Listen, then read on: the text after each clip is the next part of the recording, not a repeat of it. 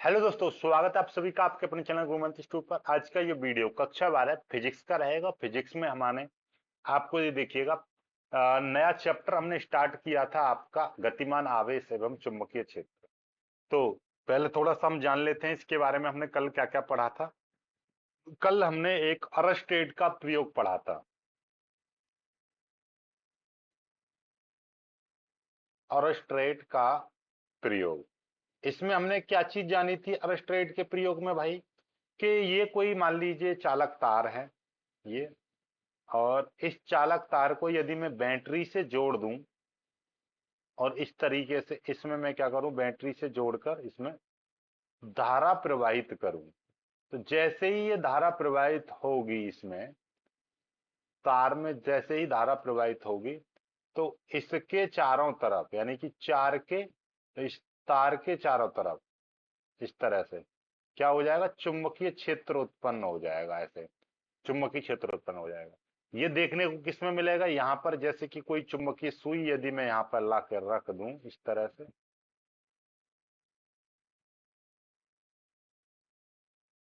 ये चुंबकीय सुई ला के रख दूं, तो इस पे ये चीज देखने को मिलेगी कि चुंबकीय सुई अपना नॉर्थ डायरेक्शन में या इस तरह से इधर या उधर ये क्या करने लगेगी, हिलने लगेगी ये चुंबकीय सुई। ठीक है, तो ये हमको पता चला था अरस्ट्रेड के प्रयोग से। ओके, चलिए अब हमको इतना पता चल गया कि किसी भी चालक में यानी कि चालक तार में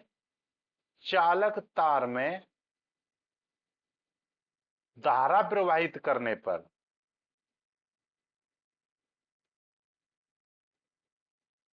पर चुंबकीय क्षेत्र उत्पन्न होता है, या चुंबकीय क्षेत्र उत्पन्न हो जाता है। ये चीज हमने जान ली थी। अब हम पढ़ेंगे कि भैया ये चुंबकीय क्षेत्र के बाद में ये चुंबकीय क्षेत्र होता क्या है। आज का पहला टॉपिक हम लेते हैं चुंबकीय क्षेत्र। पहले यही जान लेते हैं चुंबकीय क्षेत्र क्या है। ठीक है, चलिएगा। जैसे कि ये किसी भी चुंबक, ठीक है, जैसे ये कोई चुंबक है। ओके, ये चुंबक है, इसमें चुंबक में हमेशा दो पोल पाए जाते हैं, एक नॉर्थ पोल और एक साउथ। ठीक है, चुंबक चुंबक के चारों तरफ का इस तरह से कोई भी एक ऐसा क्षेत्र जहां पर चुंबकीय प्रभाव, क्या, चुंबकीय प्रभाव अनुभव हो सके, चुंबकीय प्रभाव जहां पर देखा जा सके, वो क्या कहलाएगा, यहाँ पर चुंबकीय क्षेत्र कहलाएगा। चुंबक के चारों तरफ का हो या किसी धारावाही चालक के तरफ का, धारावाही चालक से चालक के चारों तरफ का वह क्षेत्र, यानी कि यहां तक मान लीजिए यहां तक ये चुंबकीय क्षेत्र उत्पन्न है, तो यहीं पर तो ये चुंबकीय सुई हिलने लगेगी।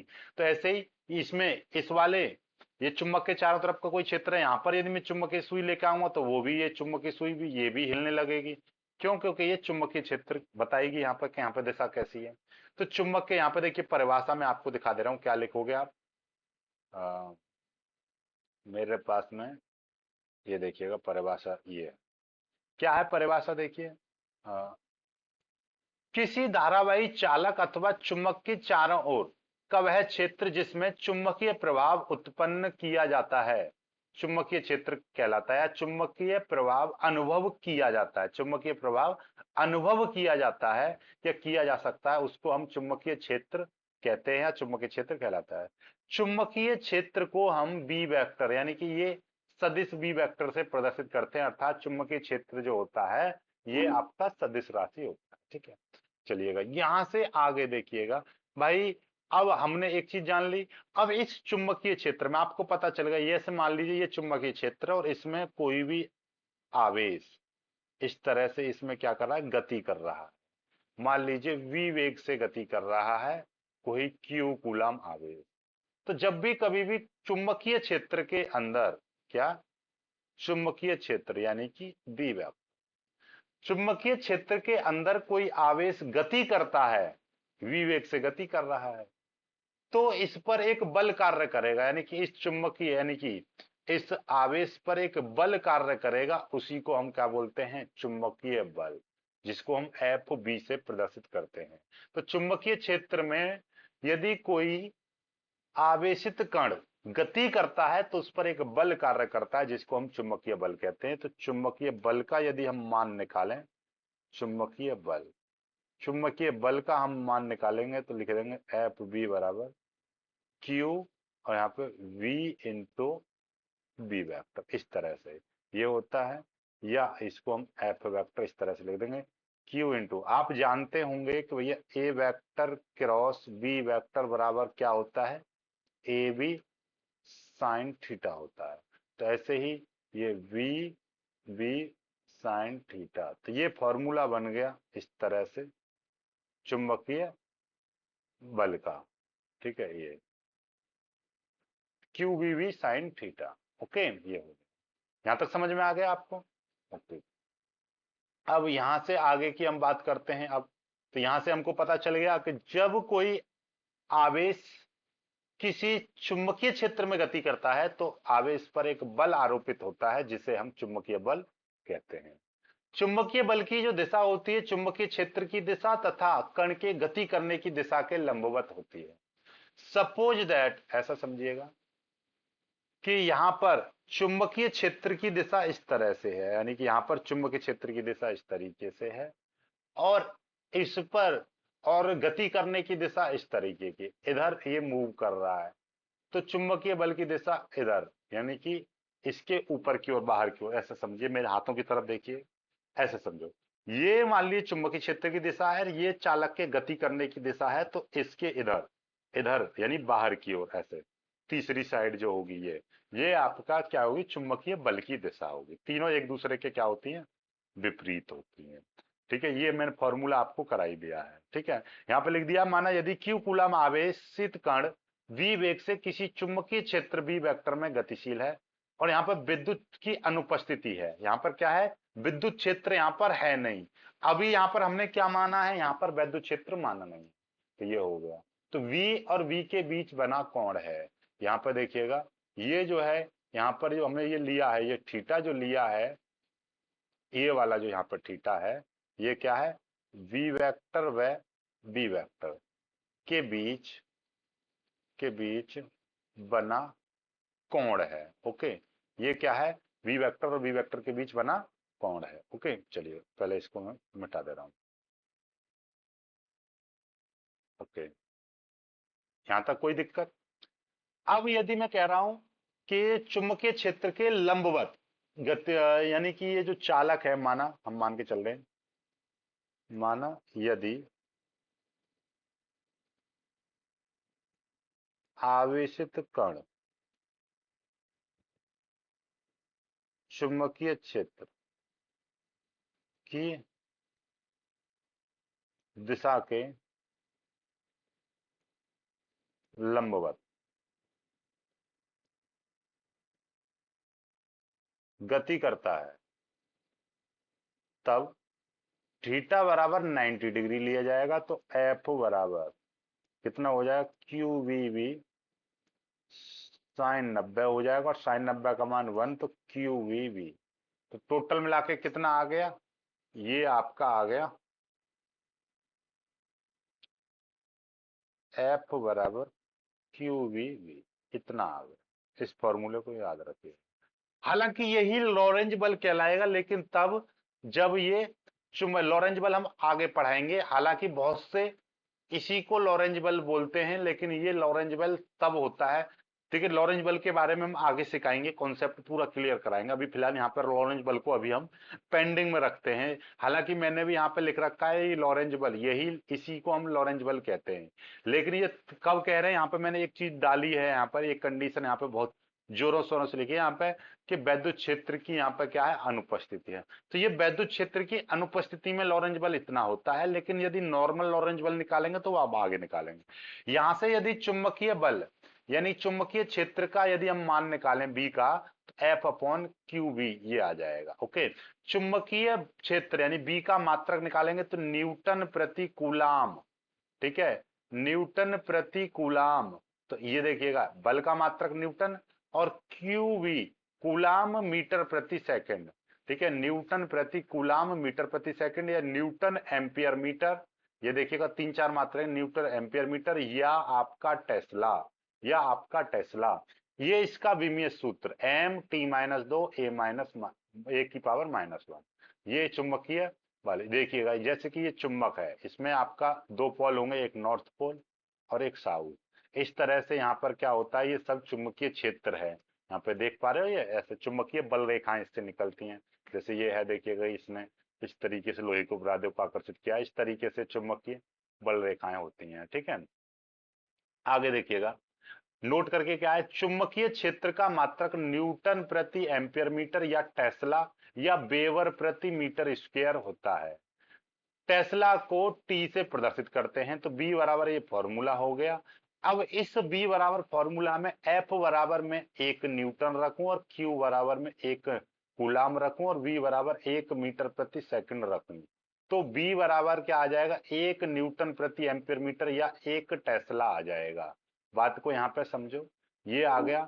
यहां से हम बी का यदि मान निकालेंगे तो एफ अपॉन क्यू वी आ जाएगा। अब इसका मात्रक की हम बात करें, एफ का मात्रक न्यूटन और सी का मात्रक कूलाम और ये मीटर प्रति सेकंड।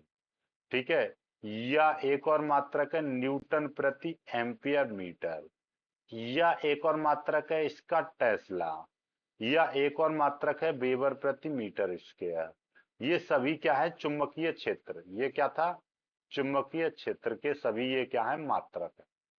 अब यदि मैं यहाँ पर ये बी, एफ बराबर क्या ले लूं, इस सूत्र में 1 न्यूटन ले लूं, क्यू बराबर में 1 कूलाम ले लूं, वी बराबर 1 मीटर प्रति सेकंड ले लूं, तो मैं यहां से बनाने जा रहा हूं 1 टेस्ला की परिभाषा। तो देखिएगा, ये सभी क्या आ जाएगा, ये आ जाएगा चुंबकीय क्षेत्र।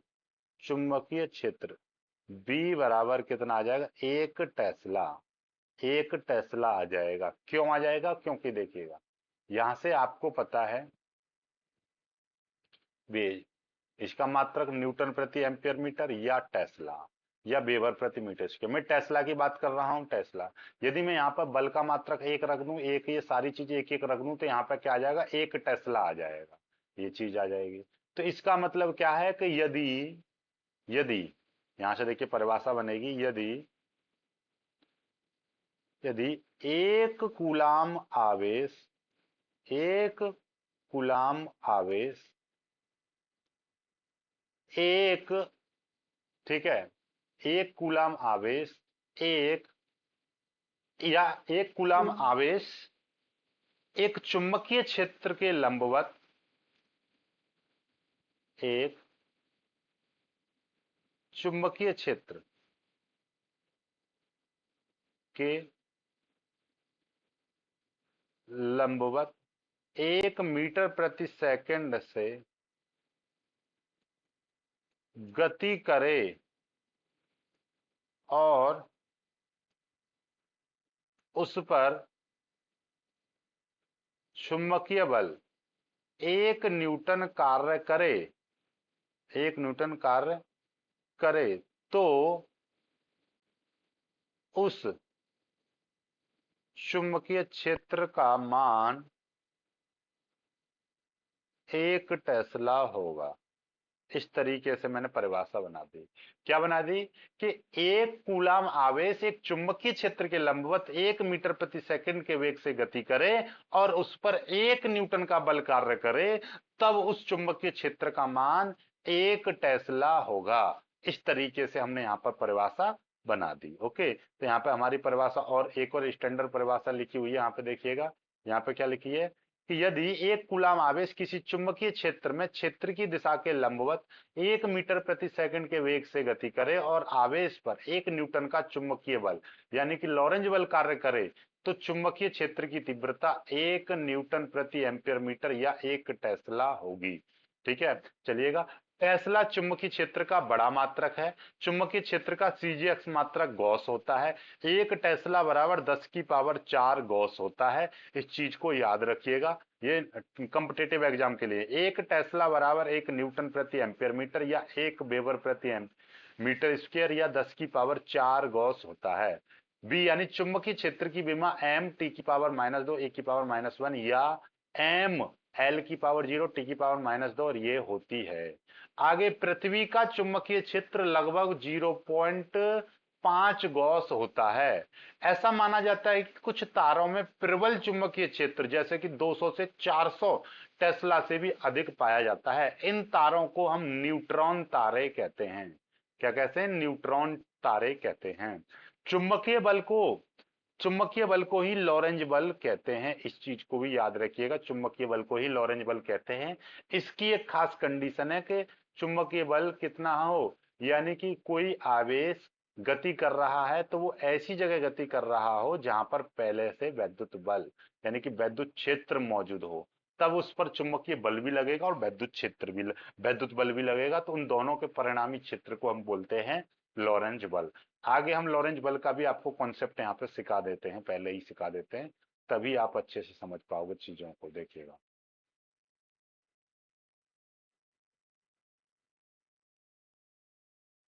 ये है लॉरेंज बल। यहाँ से लॉरेंज बल की परिभाषा, ठीक है, लॉरेंज बल आ गया। इसमें लॉरेंज बल की परिभाषा दो आधार पर दी जा सकती है। पहला वह है लॉरेंज बल की परिभाषा यदि यदि आवेश चुंबकीय क्षेत्र में गतिमान हो और यहाँ पर वैद्युत क्षेत्र कैसा है? अनुपस्थित है। यहाँ पर हमने बोल दिया है पहले कि जब वैद्युत क्षेत्र अनुपस्थित है, तो जब कोई आवेशित कण चुंबकीय क्षेत्र में गति करता है तो उस पर एक बल आरोपित होता है जिसे हम लॉरेंज बल कहते हैं। इस बल की दिशा चुंबकीय क्षेत्र की दिशा तथा कण के चलने की दिशा के लंबवत होती है, जो कि हमने अभी अभी पढ़ा था। तो ये मान तो उतना ही आया है, पुराने जैसा ही है। लेकिन यहाँ पे भी हमने ये चीज बताई दी है कि यदि आवेशित कण चुंबकीय क्षेत्र की दिशा में गति करे तो उस पर कोई बल कार्य नहीं करता है। क्यों नहीं कार्य करेगा? यदि कोई कण चुंबकीय क्षेत्र की दिशा में प्रवेश करेगा तो अर्थात थीटा बराबर वहां पे 0 डिग्री होगा, और भैया साइन 0 का मान कितना होता है? 0 होता है। यहाँ पे साइन 0 और साइन 0 का मान 0 और 0 की मल्टीप्लाई किसी भी चीज में करेंगे तो वो टोटल 0 हो जाएगा। नोट करके क्या आ जाएगा? चुंबकीय क्षेत्र में गतिमान आवेश पर लगने वाला बल एक इलेक्ट्रॉन नलिका द्वारा देखा जा सकता है। यानी कि चुंबकीय क्षेत्र में जो गतिमान आवेश जो होता है उस पर जो लगने वाले बल को हम एक इलेक्ट्रॉन नलिका में देख सकते हैं। ठीक है, सबसे इंपॉर्टेंट लॉरेंज बल की परिभाषा ये है। सबसे इंपॉर्टेंट लॉरेंज बल की परिभाषा कौन सी है? ये वाली है। जब कोई आवेशित कण ऐसी जगह पर गति करे जहां पर पहले से वैद्युत क्षेत्र और चुंबकीय क्षेत्र दोनों विद्यमान हो या दोनों उपस्थित हैं। तो ये है असली लॉरेंज बल की परिभाषा, ये है। यदि कोई आवेशित कण ऐसे क्षेत्र में जहां वैद्युत क्षेत्र तथा चुंबकीय क्षेत्र दोनों उपस्थित हों गति करता है, तब कण पर कार्य करने वाले वैद्युत बल और चुंबकीय बल के परिणामी बल को हम लॉरेंज बल कहते हैं। अर्थात देखिएगा, मैं यहां पर ऐसे सिखाऊंगा आपको, लॉरेंज बल का कॉन्सेप्ट यहां पर ऐसे है। ठीक है, लॉरेंज बल वास्तव में ये है, क्या है कि कोई यहां पर देखिएगा ऐसा है, यहां पर भैया पहले से यहां पर क्या ए भी मौजूद है और यहां पर पहले से बी भी मौजूद है। अर्थात यहां पर इलेक्ट्रिक फील्ड और वैद्युत चुंबकीय क्षेत्र यानी कि मैग्नेटिक फील्ड दोनों उपस्थित है। यदि कोई आवेशित कण ऐसे क्षेत्र में गति करता है, ऐसे क्षेत्र में गति करता है जहां वैद्युत क्षेत्र तथा चुंबकीय क्षेत्र दोनों उपस्थित हों, तब कण पर कार्य करने वाले वैद्युत बल व चुंबकीय बल के परिणामी बल को लॉरेंज बल कहते हैं। ये है असली लॉरेंज बल की परिभाषा, लॉरेंज बल कहते हैं। ऐसे समझो भैया, यहां पर दोनों चीज हैं, ई और ये। अब यहां पर कोई भी ये आवेशित कण है, जैसे कि ये आपका कोई भी क्यू आवेशित कण है जो कि v वेग से गति कर रहा है। यहाँ पर E मौजूद है तो E के कारण इस कण पर कौन सा बल लगेगा, एफ ई लगेगा, क्योंकि ये है वैद्युत बल। और यहाँ पर B यानी चुंबकीय क्षेत्र उत्पन्न है तो चुंबकीय क्षेत्र के कारण यहाँ पर लगेगा एफ बी यानी चुंबकीय बल। तो इन दोनों बलों का जो परिणामी बल होगा उसको हम लॉरेंज बल बोलेंगे।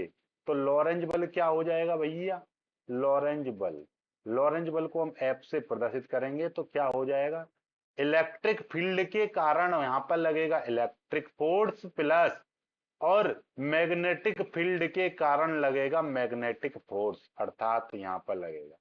अब आप लोग जानते हैं E बराबर एक फॉर्मूला होता था एफ अपॉन क्यू, तो यहां से एफ बराबर फॉर्मूला हो जाए क्यू ई। तो ऐसे ही यहां पर यदि हम लॉरेंज बल निकालेंगे तो ये देखिएगा ये वाली चीज वैद्युत बल तो क्या हो जाएगा E into capital E vector plus, और ये आपको पता ही है V, सॉरी ये क्या था, ये था आपका Q इंटू वी वी।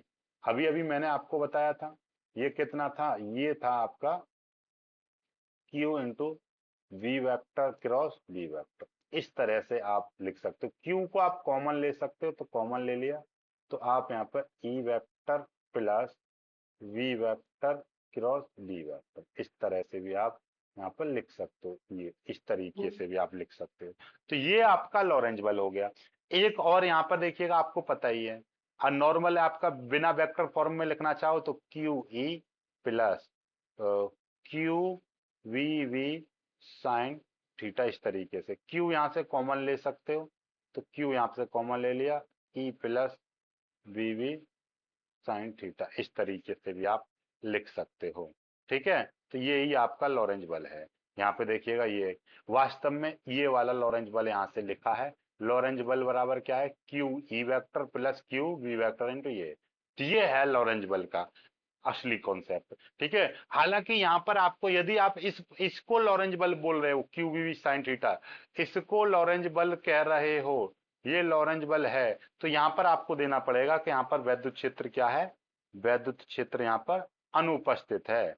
अनुपस्थित का मतलब क्या है कि यहाँ पर वैद्युत क्षेत्र नहीं है, अर्थात यहाँ पर ई वेक्टर बराबर जीरो, ई वेक्टर यहाँ पर कितना है, जीरो, यहाँ पे वैद्युत क्षेत्र है ही नहीं।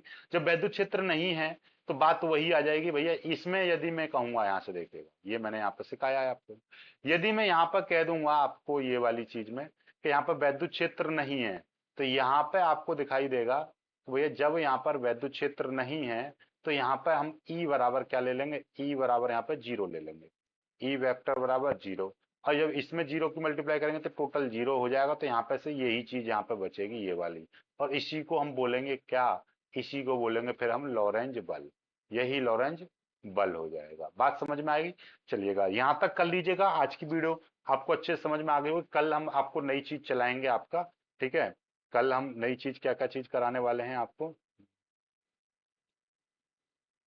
ऊपर का जो छूटा है पहले वो कराएंगे हम, कि धारावाही पैनल का क्या होती है, प्राकृतिक चुंबक क्या होती है, फिर आगे के कुछ डेरिवेशंस वगैरह करेंगे। ठीक है, वीडियो को लाइक करके शेयर कीजिएगा, यहाँ तक चैनल को सब्सक्राइब कर लीजिए।